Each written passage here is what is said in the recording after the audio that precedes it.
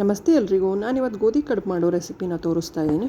ಈ ಗೋಧಿ ಮಿಲ್ ಮಾಡಿಸ್ಕೋಬೇಕಾದ್ರೆ ನಾವು ಗೋಧಿಗೇನೆ ಮೆಂತ್ಯ, ಉದ್ದು, ಸೋಯಾಬೀನು ಎಲ್ಲ ಹಾಕಿ ಗೋಧಿ ಹಿಟ್ಟನ್ನು ಮಾಡಿಸ್ಕೊಂಡಿರ್ತೀವಿ. ಅಂದರೆ ಗೋಧಿ ಮುದ್ದೆ ಮಾಡ್ಕೊಳ್ಳೋಕ್ಕಾಗಲಿ, ಈ ಥರ ಕಡುಬು ಮಾಡ್ಕೊಳ್ಳೋದಕ್ಕಾಗಲಿ. ನಮ್ಮ ಮನೆಯಲ್ಲಿ ಈ ರೀತಿ ಮಿಲ್ ಮಾಡಿಕೊಂಡು ಚಪಾತಿಗೂ ನಾವು ಇದೇ ಹಿಟ್ಟನ್ನೇ ಬಳಸ್ತೀವಿ, ಒಳ್ಳೆಯದಲ್ವ ಅಂತ ಹೇಳಿಬಿಟ್ಟು. ಈಗ ಗೋಧಿ ಕಡುಬಿಗೆ ಸ್ವಲ್ಪ ಅನ್ನ ಹಾಕ್ಕೊಂಡು, ಉಪ್ಪು ಹಾಕ್ಕೊಂಡು, ಗೋಧಿ ಹಿಟ್ಟು ಹಾಕ್ಕೊಂಡು ಈ ರೀತಿ ಚೆನ್ನಾಗಿ ನಾದ್ಕೋಬೇಕು. ಇಲ್ಲಿ ನಮ್ಮಮ್ಮ ನಾದ್ಕೋತಾ ಇದ್ದಾರೆ ಚೆನ್ನಾಗಿ. ಇಲ್ಲ ಅಂದರೆ ಮಿಕ್ಸಿಗೂ ಕೂಡ ಸ್ವಲ್ಪ ಅನ್ನ, ಉಪ್ಪು, ಗೋಧಿ ಹಿಟ್ಟು ಹಾಕ್ಕೊಂಡು ಒಂದು ರೌಂಡ್ ಹಿಂಗೆ ಮಿಕ್ಸ್ ಮಾಡ್ಕೊಬಿಟ್ಟು ಕೊನೆಯಲ್ಲಿ ಕೈಯಲ್ಲಿ ಒಂದು ಸ್ವಲ್ಪ ಹಿಂಗೆ ಮಿಕ್ಸ್ ಮಾಡ್ಬೋದು. ಆಗಲೂ ಆಗುತ್ತೆ ಅದು ಈಸಿಯಾಗಿ. ನಾನು ಆ್ಯಕ್ಚುಲಿ ಹಾಗೇ ಮಾಡೋದು. ಒಂಚೂರು ಮಿಕ್ಸಿಗೆ ಅನ್ನ, ಉಪ್ಪು, ಹಿಟ್ಟು ಹಾಕ್ಕೊಂಡು ಒಂದು ರೌಂಡ್ 2 ರೌಂಡ್ ಬ್ಲೆಂಡ್ ಮಾಡ್ಕೊಂಡು ಆಮೇಲೆ ಈ ರೀತಿ ಅರವಾಣಕ್ಕೆ ಹಾಕ್ಕೊಂಡು ನಾದ್ಕೋತೀನಿ.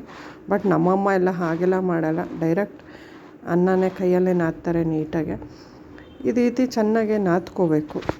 ಈ ರೀತಿ ಚೆನ್ನಾಗಿ ನಾದ್ಕೊತ ಬರಬೇಕು. ನಾದ್ಕೊಂಡು ಬಂದಮೇಲೆ ಅನ್ನ ಮತ್ತು ಗೋಧಿ ಹಿಟ್ಟು ಎರಡೂ ನೀಟಾಗಿ ಮಿಕ್ಸ್ ಆಗಬೇಕಂದ್ರೆ ಈ ರೀತಿ ಒಂದು ರೌಂಡ್ ಆಗುತ್ತೆ. ಎಲ್ಲ ನೀಟಾಗಿ ಮಿದ್ಮೇಲೆ ನೋಡಿ, ಇಲ್ಲಿ ಅನ್ನ ಹಾಕಿದ್ದೀವಿ ಅಂತಲೂ ಗೊತ್ತಾಗಲ್ಲ, ಅಷ್ಟು ನೀಟಾಗಿ ಸಾಫ್ಟಾಗಿ ಇದಾಗಿದೆ ಅದು.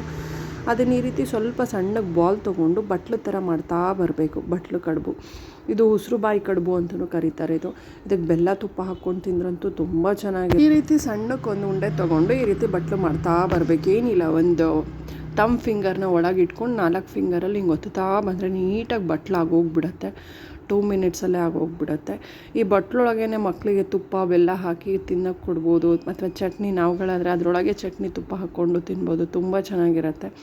ಎಸ್ಪೆಷಲಿ ನಾನಂತೂ ಸಣ್ಣೋಳಿದ್ದಾಗ ಆ ಬಟ್ಲೊಳಗೇ ಬೆಲ್ಲ ಹಾಕ್ಕೊಂಡು ತುಪ್ಪ ಹಾಕ್ಕೊಂಡು ತಿಂತಾಯಿದ್ದೆ. ತುಂಬ ಚೆನ್ನಾಗಿರೋದು. ಈಗೆಲ್ಲ ಸ್ವೀಟ್ಗಳಷ್ಟು ಇಷ್ಟ ಆಗೋಲ್ಲ, ಖಾರದ ಚಟ್ನಿನಲ್ಲಿ ತಿಂತೀವಿ. ಈ ರೀತಿ ನಮ್ಮಮ್ಮ ಎಲ್ಲ ಹಿಟ್ಟನ್ನು ಬಟ್ಲು ಕಡುಬು ಮಾಡಿ ರೆಡಿ ಮಾಡ್ತಾ ಇದ್ದಾರೆ. ಇದು ನನ್ನ ಮಗನಿಗೆ ತುಂಬ ಇಷ್ಟವಾದ ಬ್ರೇಕ್ಫಾಸ್ಟ್. ಅವನಿಗೆ ಸ್ವಲ್ಪ ಸ್ವೀಟ್ ಇಷ್ಟ, ಹಾಗಾಗಿ ಬೆಲ್ಲ ಹಾಕಿ ಕೊಡ್ತೀವಿ. ಅದು ತುಂಬ ಇಷ್ಟಪಟ್ಟು ತಿಂತಾನೆ. ನಮ್ಮಮ್ಮ ಈಗ ಏನು ನಾದ್ಕೊಂಡಿದ್ರು ಅದನ್ನೆಲ್ಲ ನೀಟಾಗಿ ಬಟ್ಲು ಮಾಡಿ ಬಟ್ಲು ಕಡುಬು ಮಾಡಿ ಇಟ್ಕೊಂಡಿದ್ದಾರೆ. ಇದನ್ನೀಗ ನಾವು ಹಬೆನಲ್ಲಿ ಬೇಯಿಸ್ಬೇಕಂದ್ರೆ ಸ್ಟೀಮಲ್ಲಿ ಬೇಯಿಸ್ಕೋಬೇಕು. ಇದು ಕುಕ್ಕರಲ್ಲಿ ನೀರು ಹಾಕಿ ಕಾಯಕ್ಕೆ ಇಟ್ಟಿದ್ದಾರೆ. ಇದು ನಮ್ಮ ಶಿವಮೊಗ್ಗ ಕಡೆ ಈ ರೀತಿ ಒಂದು ಹಬೆನಲ್ಲಿ ಬೇಯಿಸೋಕ್ಕೆ ಅಂತಲೇ ಸ್ಟ್ಯಾಂಡ್ ಸಿಗುತ್ತೆ, ಅಲ್ಲಿ ತೊಗೊಂಬಂದಿದ್ದು. ತುಂಬ ಚೆನ್ನಾಗಿ ಎಲ್ಲದನ್ನು ಯಾವುದಕ್ಕಾದ್ರೂ ಸ್ಟೀಮಿಗೆ ಹಾಕೋದಕ್ಕಂತೂ ತುಂಬ ಚೆನ್ನಾಗಿರುತ್ತೆ. ಇದನ್ನು ಕಡುಬಿನ ಸ್ಟ್ಯಾಂಡ್ ಅಂತಲೇ ಕರೀತಾರಲ್ಲ, ಆಲ್ಮೋಸ್ಟ್ ಎಲ್ಲ ಅಂಗಡಿಗಳಲ್ಲೂ ಸಿಗುತ್ತೆ. ಬೇಯಿಸೋಕ್ಕಾಗಲಿ ಇಡೋಕ್ಕಾಗಲಿ ಎಲ್ಲ ತುಂಬ ಚೆನ್ನಾಗಿರುತ್ತೆ. ಈ ರೀತಿ ಎಲ್ಲ ಸೆಟ್ ಮಾಡಿ ನೀಟಾಗಿ ಹಬೆನಲ್ಲಿ ಇಡೋದಕ್ಕೆ ರೆಡಿ ಮಾಡ್ತಾ ಇದ್ದೀವಿ. ಇದೆಲ್ಲ ಇಟ್ಟ ಮೇಲೆ ಕುಕ್ಕರಲ್ಲಿ ಬಿಸಿ ನೀರು, ಅದು ಪಾತ್ರೆನಲ್ಲೂ ಇಡ್ಬೋದು, ಇಲ್ಲ ಕುಕ್ಕರಲ್ಲಿ ನೀರು ಹಾಕಿಬಿಟ್ಟು ಹಬೆಗೂ ಇಡ್ಬೋದು. ಈ ರೀತಿ ನಾನೆಲ್ಲ ಕಡುಬನ್ನು ನಾನೇ ಜೋಡಿಸ್ಬಿಟ್ಟು ಈ ಕುಕ್ಕರ್ ಒಳಗೆ ಹಾಕಿ ಇಡ್ತಾಯಿದ್ದೀನಿ. ನೋಡ್ಬೋದು, ಈಗ ನಾನು ಕುಕ್ಕರ್ ಒಳಗೆ ಈ ಕಡುಬನ್ನೆಲ್ಲ ಇಟ್ಟೆ. ನೋಡಿ, ನೀರು ಕಾಯಕ್ಕಿಟ್ಟಿದೆ, ನೀರು ಆಲ್ರೆಡಿ ಬಿಸಿ ಆಗಿದೆ. ಈಗ ಈ ಕಡುಬನ್ನೆಲ್ಲ ಬೇಯೋಕ್ಕಿಡ್ತೀನಿ. ಇದನ್ನು 10 ನಿಮಿಷ ಬೆಂದರೆ ಸಾಕು, ಸಣ್ಣ ಊರಿನಲ್ಲಿ. ಅಂದರೆ ಗ್ಯಾಸನ್ನು ಸಣ್ಣ ಮಾಡಿ 10 ನಿಮಿಷ ಇದನ್ನು ಬೇಯಿಸಿದ್ರೆ ನಮ್ಮ ಕಡುಬು ರೆಡಿಯಾಗಿ ಹೋಗ್ಬಿಡತ್ತೆ. ಬೇಗನೆ ಆಗುತ್ತೆ. ರಾತ್ರಿ ಅನ್ನ ಉಳಿದ್ರೆ ಬೆಳಗ್ಗೆ ಹಿಟ್ಟು ಹಾಕ್ಕೊಂಡು ನಾದ್ಕೊಂಡ್ರೆ ಒಂದು 15 ಬೇಯೋಕ್ಕೆ ಒಂದು 10 ನಿಮಿಷ, ಮಾಡೋಕ್ಕೆ ಒಂದು 5 ನಿಮಿಷ ಅಂತ ಇಟ್ಕೊಂಡು ಒಂದು 15ರಿಂದ 20 ನಿಮಿಷದೊಳಗೆ ತಿಂಡಿ ರೆಡಿಯಾಗಿ ಹೋಗ್ಬಿಡತ್ತೆ. ಈಗ ಬಿಸಿ ಬಿಸಿಯಾದ ಕಡುಬು ರೆಡಿಯಾಗಿದೆ. ಇದಕ್ಕೆ ನಾನೀಗ ಖಾರದ ಚಟ್ನಿ ಮಾಡ್ತಾಯಿದ್ದೀವಿ. ನನಗಿದು ಖಾರದ ಚಟ್ನಿ ಜೊತೆ ತಿಂದ್ರೇ ತುಂಬ ಚೆನ್ನಾಗಿರುತ್ತೆ ಅನಿಸುತ್ತೆ. ಕಡುಬು ಈಗ ರೆಡಿಯಾಗಿದೆ, ಬಿಸಿ ಬಿಸಿ ಕಡುಬು ರೆಡಿಯಾಗಿದೆ. ನೋಡಿ ಎಷ್ಟು ನೀಟಾಗಿ ಬಟ್ಲು ಶೇಪಲ್ಲೆಲ್ಲ ಬಂದಿದೆ. ಇದಕ್ಕೆ ನಾನು ಖಾರದ ಚಟ್ನಿ ಮಾಡ್ಕೊಂಡಿದ್ದೆ. ಈ ಕಡುಬು ಬೇಯೋಕ್ಕಿಟ್ಟಾಗ ಏನು ಕೆಲಸ ಇರೋಲ್ಲ, ಆ ಟೈಮಲ್ಲಿ ಆರಾಮಾಗಿ ಖಾರದ ಚಟ್ನಿ ನಾವು ಮಾಡ್ಕೋಬೋದು. ಎಸ್ಪೆಷಲಿ ಖಾರದ ಚಟ್ನಿ ಜೊತೆ ತಿನ್ನೋಕ್ಕೆ ತುಂಬ ಚೆನ್ನಾಗಿರುತ್ತೆ. ನೋಡಿ, ಆ ಬಟ್ಲೊಳಗೇ ತುಪ್ಪ ಹಾಕ್ಕೊಂಡು ಖಾರದ ಚಟ್ನಿ ಹಾಕ್ಕೊಂಡು ತಿಂತಾಯಿದ್ರೆ ಈ ಕಡುಬಂತೂ ತುಂಬ ಚೆನ್ನಾಗಿರುತ್ತೆ. ನಾನಿಲ್ಲೀಗ ಖಾರದ ಚಟ್ನಿ ರೆಸಿಪಿನ ತೋರಿಸ್ತಾ ಇದ್ದೀನಿ. ಈ ಖಾರದ ಚಟ್ನಿ ಒಂಥರ ಎಲ್ಲದಕ್ಕೂ ಒಳ್ಳೆ ಕಾಂಬಿನೇಷನ್. ಚಪಾತಿಗಾಗಲಿ, ರೊಟ್ಟಿಗಾಗಲಿ, ಇಡ್ಲಿಗಾಗಲಿ, ಆಮೇಲೆ ಮಸಾಲೆ ದೋಸೆ ಮಾಡ್ತೀವಿ ಅಂದರೆ ದೋಸೆ ಒಳಗೆ ಹಚ್ಚೋದಕ್ಕಾಗಲಿ ಎಲ್ಲದಕ್ಕೂ ಇದೊಂಥರ ಒಳ್ಳೆ ಕಾಂಬಿನೇಷನ್ ಅಂತಲೇ ಹೇಳ್ಬೋದು. ನಮ್ಮ ಮನೆಗಳಲ್ಲಿ ಖಾರದ ಚಟ್ನಿ ಯಾವಾಗಲೂ ಒಂದು ಬಾಕ್ಸಲ್ಲಿ ಫ್ರಿಡ್ಜಲ್ಲಿ ಇರಲೇಬೇಕು. ಈ ಖಾರದ ಚಟ್ನಿ ಮಾಡೋದಕ್ಕೆ ಬಾಣಲಿನಲ್ಲಿ ಒಂದು 2 ಸ್ಪೂನ್ ಅಷ್ಟು ಎಣ್ಣೆ, ಜಾಸ್ತಿ ಎಣ್ಣೆ ಏನು ಬೇಡ, ಸ್ವಲ್ಪ ಎಣ್ಣೆ ಹಾಕ್ಕೊಂಡು ಅದಕ್ಕೊಂಚೂರು ಕರ್ಬೇವಿನ ಸೊಪ್ಪು, ಬೆಳ್ಳುಳ್ಳಿನ ಫಸ್ಟು ಚೆನ್ನಾಗಿ ಹುರ್ಕೋಬೇಕು. ಅಂದರೆ ಚೆನ್ನಾಗಿ ನೀಟಾಗಿ ಫ್ರೈ ಆಗೋವರೆಗೂ ಹುರ್ಕೋಬೇಕು. ಈ ಬೆಳ್ಳುಳ್ಳಿನ ನೀಟಾಗಿ ಹುರ್ಕೊಂಡ ಮೇಲೆ ಅಂದರೆ ಸ್ವಲ್ಪ ಕಂದದ ಮೇಲೆ ಈರುಳ್ಳಿ ಹಾಕ್ಕೋಬೇಕು. ಈರುಳ್ಳಿ ಸ್ವಲ್ಪ ಉದ್ದುದ್ದಕ್ಕೆ ಹೆಚ್ಕೋಬೇಕು, ತುಂಬ ಸಣ್ಣ ಏನು ಬೇಡ, ಹೇಗಿದ್ದರೂ ಮಿಕ್ಸಿಗೆ ಹಾಕೋದು. ಹಾಗಾಗಿ ಸ್ವಲ್ಪ ಉದ್ದುದ್ದಕ್ಕೆ ಹೆಚ್ಕೊಂಡು ಚೆನ್ನಾಗೆ ಫ್ರೈ ಮಾಡಬೇಕು. ಕೈ ಆಡಿಸ್ತಾನೆ ಇರಬೇಕು, ಇಲ್ಲಾಂದರೆ ಒಂದೇ ಕಡೆ ಈರುಳ್ಳಿ ಕಪ್ಪಾಗಿಬಿಡುತ್ತೆ, ಕೆಲವು ಕಡೆ ಈರುಳ್ಳಿ ಬೆಂದೇ ಇರಲ್ಲ. ಹಾಗಾಗಿ ಈರುಳ್ಳಿ ಹಾಕಿದ್ಮೇಲೆ ಚೆನ್ನಾಗಿ ಈ ರೀತಿ ಕೈ ಆಡಿಸ್ಕೋತಾ ನೀಟಾಗಿ ಫ್ರೈ ಮಾಡ್ಕೋಬೇಕಂದ್ರೆ ಎಲ್ಲ ಈರುಳ್ಳಿನೂ ನೀಟಾಗಿ ಸ್ವಲ್ಪ ಫ್ರೈ ಮಾಡ್ಕೋಬೇಕು.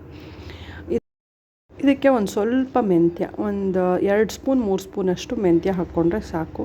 ಇಷ್ಟು ಮೆಂತ್ಯ ಹಾಕ್ಕೊಂಡು ಈ ಮೆಂತ್ಯನೂ ಒಂದು ಸ್ವಲ್ಪ ಹುರ್ಕೋಬೇಕು. ಅಂದರೆ ಮೆಂತ್ಯ ಸ್ವಲ್ಪ ರೋಸ್ಟ್ ಆಗಬೇಕು, ಆವಾಗ ಒಳ್ಳೆ ಫ್ಲೇವರು ಕೊಡುತ್ತೆ ನಮಗೆ. ಮೆಂತ್ಯ ಹಾಕಿದ್ಮೇಲೂ ನೀಟಾಗಿ ಕೈ ಆಡಿಸ್ಕೋತಾ ಇರಬೇಕು. ಇಲ್ಲ ಅಂತಂದ್ಬಿಟ್ರೆ ಈರುಳ್ಳಿ ಒಂದೇ ಕಡೆ ಸೀದೋಗುತ್ತಲ್ಲ, ಹಾಗಾಗಿ ನೀಟಾಗಿ ಕೈ ಆಡಿಸ್ತಾ ಇರಬೇಕು. ಈ ಮೆಂತ್ಯ ಹಾಕಿದ್ಮೇಲೆ ಇದಕ್ಕೆ 1 ಹಿಡಿಯಷ್ಟು ಬ್ಯಾಡಗಿ ಮೆಣ್ಸಿನ್ಕಾಯಿನೇ ಹಾಕ್ಕೋಬೇಕು. ಬೇರೆ ಮೆಣ್ಸಿನ್ಕಾಯಿ ಹಾಕ್ಕೊಂಬಿಟ್ರೆ ಇದು ಚಟ್ನಿ ತುಂಬ ಖಾರ ಅನಿಸ್ಬಿಡುತ್ತೆ. ಬ್ಯಾಡಗಿ ಮೆಣ್ಸಿನ್ಕಾಯಿ ಆದರೆ ಮೈಲ್ಡಾಗಿ ಖಾರ ಇರುತ್ತೆ, ತಿನ್ನೋದಕ್ಕೂ ಚೆನ್ನಾಗಿರುತ್ತೆ. ಇದಕ್ಕೊಂದು ಸ್ವಲ್ಪ ಬ್ಯಾಡಗಿ ಮೆಣ್ಸಿನ್ಕಾಯಿ ಹಾಕ್ಕೊಂಡು ಮೆಣ್ಸಿನ್ಕಾಯಿನೂ ಚೆನ್ನಾಗಿ ಬಿಸಿ ಆಗೋವರೆಗೂ ಫ್ರೈ ಮಾಡ್ಕೋಬೇಕು.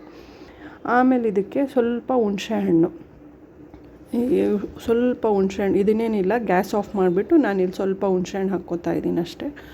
ಹುಣಸೆಹಣ್ಣು ಹಾಕ್ಕೊಂಡು ಉಪ್ಪು ಹಾಕ್ಕೋತಾ ಇದ್ದೀನಿ. ಉಪ್ಪು ಹಾಕ್ಕೊಂಡು ಕೊತ್ತಂಬರಿ ಸೊಪ್ಪು, ಇದೇನು ಬಿಸಿ ಮಾಡೋದೆಲ್ಲ ಏನೂ ಬೇಡ, ಸುಮ್ಮನೆ ಅದರಲ್ಲೇ ಗ್ಯಾಸ್ ಆಫ್ ಮಾಡಿಬಿಟ್ಟು ಹಾಕ್ತಾಯಿದ್ದೀನಿ ನಾನೀಗ. ಈ ಕೊತ್ತಂಬರಿ ಸೊಪ್ಪು, ಈಗ ಸ್ವಲ್ಪ ಬೆಲ್ಲ, ಎಲ್ಲರೂ ಚಟ್ನಿ ಖಾರ ಬರುತ್ತೆ ಅನ್ನೋದಿದ್ರೆ ಸ್ವಲ್ಪ ಬೆಲ್ಲ ಹಾಕ್ಕೊಂಡು ಕೊತ್ತಂಬರಿ ಸೊಪ್ಪು ಹಾಕ್ಕೊಂಡು ಇದೆಲ್ಲ ಸ್ವಲ್ಪ ತಣ್ಣಗಾದಮೇಲೆ ಮಿಕ್ಸಿಗೆ ಹಾಕ್ಕೊಂಡು ತುಂಬ ನುಣ್ಣಗೆ ಫೈನ್ ಪೇಸ್ಟಾಗಿ ತುಂಬ ನುಣ್ಣಗೆ ನೀಟಾಗಿ ಸಣ್ಣಗೆ ರುಬ್ಕೋಬೇಕು. ನಮ್ಮಮ್ಮ ಎಲ್ಲ ಹೇಳ್ತಾರೆ ಇದನ್ನು ಒಳ್ಕಲ್ಲಲ್ಲಿ ರುಬ್ಬಿದ್ರೆ ಖಾರದ ಚಟ್ನಿ ಟೇಸ್ಟೇ ಬೇರೆ, ಸೂಪರಾಗಿರುತ್ತೆ. ನಾವೆಲ್ಲ ಕೆ ಜಿ ಮೆಣ್ಸಿನ್ಕಾಯಿನಲ್ಲಿ ಮಾಡ್ಕೋತಿದ್ವಿ, ಅಷ್ಟು ಚೆನ್ನಾಗಿರುತ್ತೆ, ಹಾಗೆ ಹೀಗೆ ಅಂತೆಲ್ಲ ಹೇಳ್ತಾರೆ. ನಾವುಗಳಿಗೆ ಇಷ್ಟೇ ಮಾಡ್ಕೊಳ್ಳೋದು.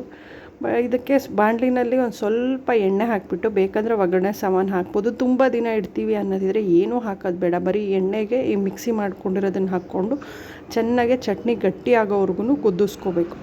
ಈ ರೀತಿ ಚೆನ್ನಾಗಿ ಚಟ್ನಿ ಕುದ್ದು ಗಟ್ಟಿ ಆಗುತ್ತೆ, ಒಂದು ಫುಲ್ ಗಟ್ಟಿ ಆಗುತ್ತೆ, ಅಲ್ಲಿವರೆಗೂ ಚಟ್ನಿನ ನೀಟಾಗಿ ಕುದಿಸ್ಕೋಬೇಕು. ಈ ಚಟ್ನಿ ಈಗ ಆಲ್ಮೋಸ್ಟ್ ಚಟ್ನಿ ರೆಡಿಯಾಗಿದೆ. ನನಗೆ ಗ್ಯಾಸ್ ಆಫ್ ಮಾಡ್ತಾಯಿದ್ದೀನಿ. ನೋಡಿ, ಈಗ ಕಡುಬಿನ ಜೊತೆಗೆ ಖಾರದ ಚಟ್ನಿ ರೆಡಿಯಾಗಿದೆ. ಈ ರೆಸಿಪಿ ಇಷ್ಟ ಆದರೆ ಲೈಕ್ ಮಾಡಿ, ಶೇರ್ ಮಾಡಿ, ಸಬ್ಸ್ಕ್ರೈಬ್ ಮಾಡಿ. ನೀವು ಈ ರೀತಿ ಮನೆಯಲ್ಲಿ ಒಂದು ಹೆಲ್ದಿ ಬ್ರೇಕ್ಫಾಸ್ಟ್ ಮಾಡಿ ಕೊಡಿ, ಮಕ್ಕಳೆಲ್ಲರೂ ಇಷ್ಟಪಟ್ಟು ತಿಂತಾರೆ. ನೀವು ಒಂದು ಸಲ ಟ್ರೈ ಮಾಡಿ.